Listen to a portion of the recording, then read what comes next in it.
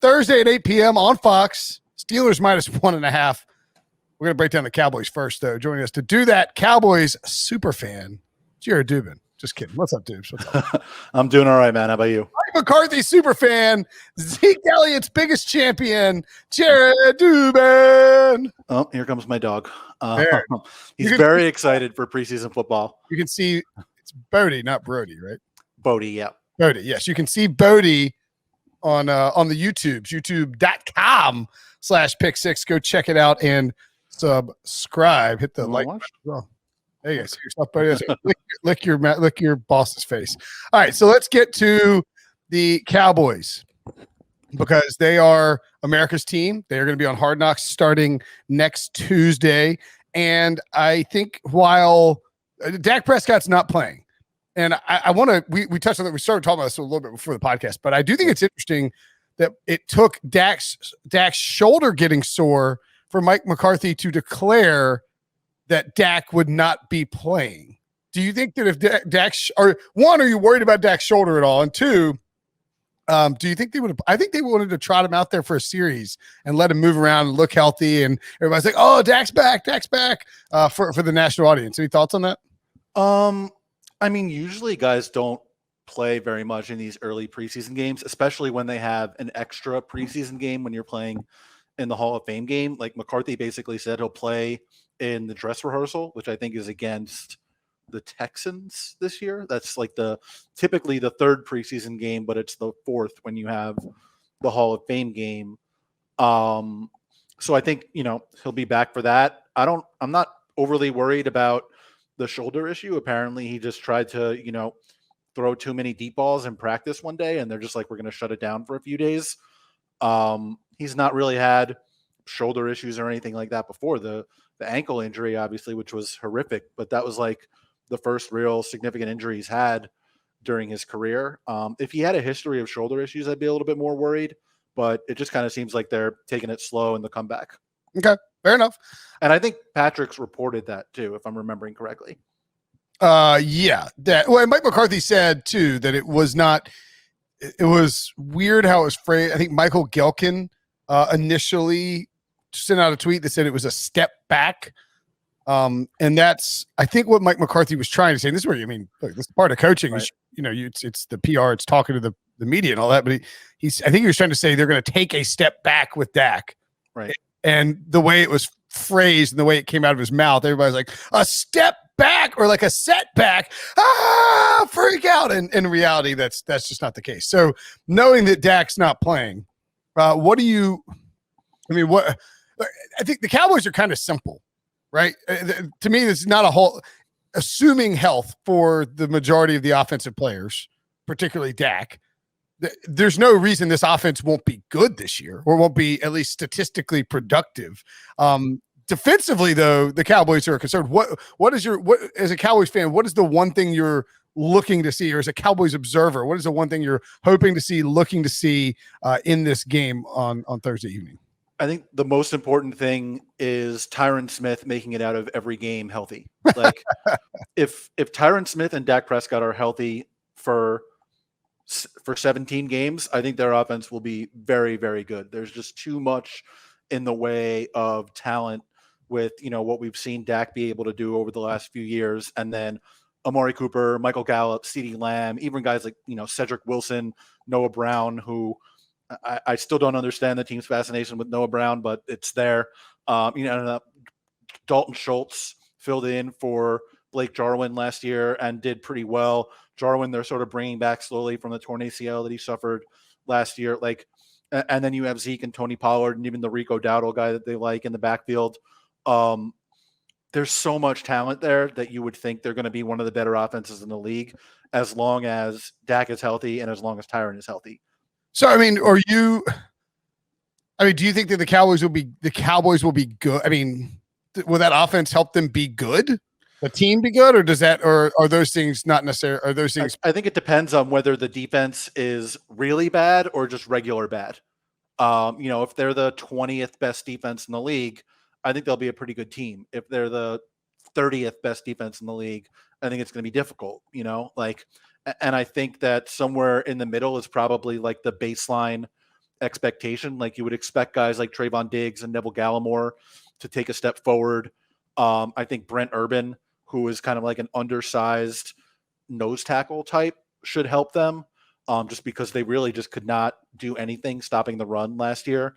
And if Randy Gregory is healthy, they'll finally have, a rusher opposite DeMarcus Lawrence. I'm worried about the back end of the secondary. Like Malik Hooker, I think, is pretty easily the best safety on the team. But, I mean, can you count on him to play more than 2 games at this point? Like, he's just been injured every year of his career.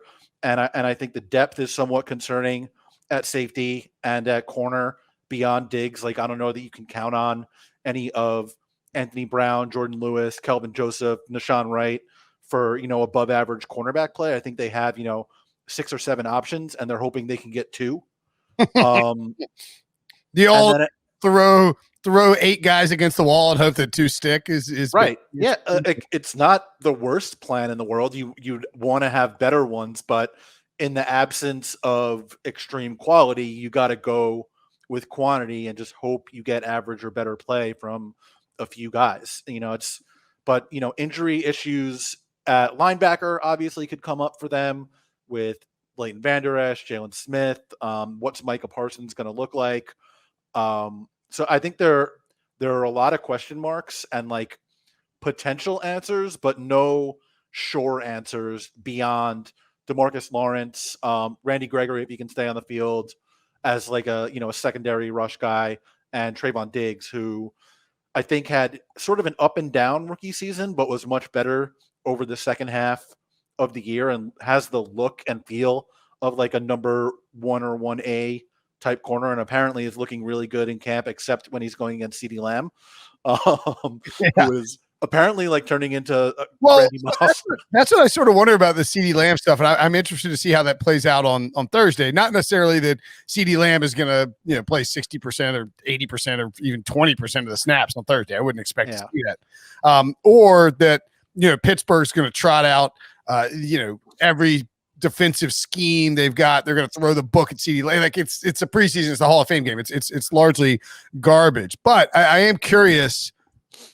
I guess what I want to know is, because every day is a new CeeDee Lamb highlight from Dallas Cowboys camp, and I want to know, is this because I said on this podcast over and over again, CeeDee Lamb was my 3rd favorite guy in the draft. I would have taken him 3rd overall, regardless of position, and so I'm all aboard the CeeDee Lamb hype train. But I am curious if this is a CeeDee Lamb thing, or if this is a Cowboys defense sucks hard thing, and that's why CeeDee Lamb's getting wide open deep every single time. That might not continue as easily once the regular season begins. Yeah, so I'll say a few things. So CeeDee Lamb last year finished with, I believe, 74 catches for like 935 yards and 6 touchdowns.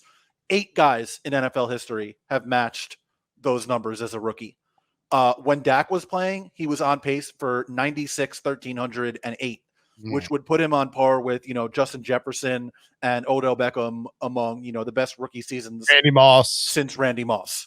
Right. Like, he was that good last year, and it's not like that was unexpected. He was, a significantly above average athlete with significantly above average production at Oklahoma.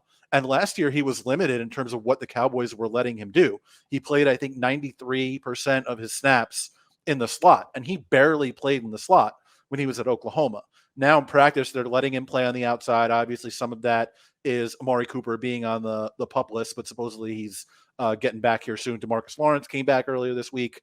Amari will supposedly be back either right before or right after the second preseason game when they go back to Dallas from Oxnard. But I mean, CeeDee, like, it makes sense that he's coming in and looking dominant in practice. Like, the dude is just a really good player, and you saw it last year, even with the quarterback out for 2/3 of the season. He's good. Like, I would not be surprised if he was the best receiver on the team. And like, we did the, the top 10 wide receiver things earlier in the off season. And like, I would not be surprised if CeeDee Lamb was on that list next year. He was one of the guys that I was like, he could easily next year receiver in the NFL. But again, I am curious. So like that's the other thing too. Just stay on the like CeeDee Lamb's gonna be awesome. I mean, I don't doubt that whatsoever. But the defense specifically, I'm kind of curious to see how they look. Not necessarily are they going to be good. Can they slow down Pittsburgh and what we expect to be Mason Rudolph and Dwayne Haskins, right? Like I'm sure they'll probably slow themselves down. But I'm curious to see how does that defense look in terms of comfort level in this new scheme with Dan Quinn, because you're trying to run a cover 3 and cover 3 usually works better if you have an all-pro safety on the back end. You can, 2 all-pro safeties and 2 really tall, all-pro cornerbacks. That's we've sort of come to discover it's a little more effective when you have elite secondary guys. Right. Yeah, and look, they don't have that flat out. I was intrigued to find that Quinn actually ran a bit more cover 2 over the last few years than he ever had previously. Not a lot of snaps, but I think it was, like 15, 20% or something like that. And some more cover 1 as well, like 15, 20% along those lines. So it's not as strict of a, cover 3 and cover 3 only, right, like it was in the early days. I do think that for some of their corners, it makes, like, I think Diggs is better when he plays off and can see stuff develop in front of him. Kelvin Joseph is kind of the other way. He's better when he's like in your face and pressing you up in the line of scrimmage.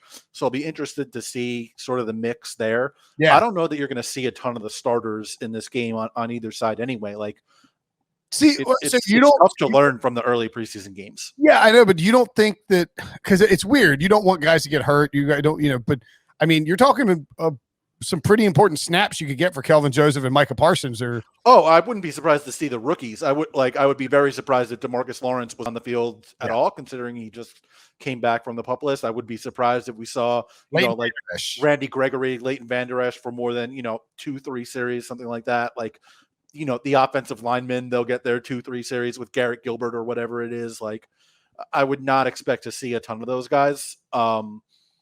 But the rookies, the second year guys like Diggs, a few series, something like that. Like, the rookies they drafted, Chauncey Golston, what's his name? Oso Digizua, Quentin Bohanna, the nose tackle. Like, I would expect you'll see a bunch of those guys, down roster guys, like, the linebacker, they like Francis Bernard, things like that. And, mix in the safeties to see, are any of those guys going to be able to play?